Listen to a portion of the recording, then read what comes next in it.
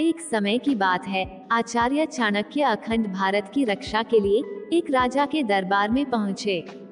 राजा बेहद ही अहंकारी और स्वार्थी स्वभाव का था, किंतु आचार्य चाणक्य जैसा कोई विद्वान उसके दरबार में आया हो, यह बात वह अपने लिए गर्व की समझ रहा था।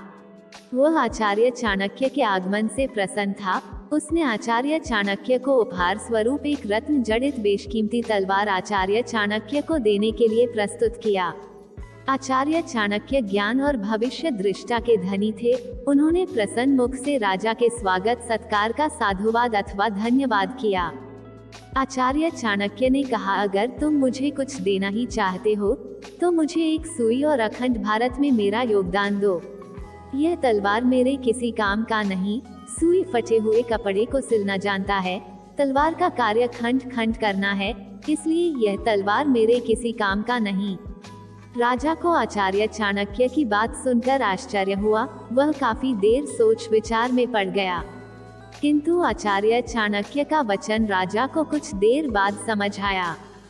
राजा तत्काल चाणक्य के चरणों में नतमस्तक हुआ और अखंड भारत में अपना योगदान अग्रणी भूमिका में देने का वचन आचार्य चाणक्य को दिया।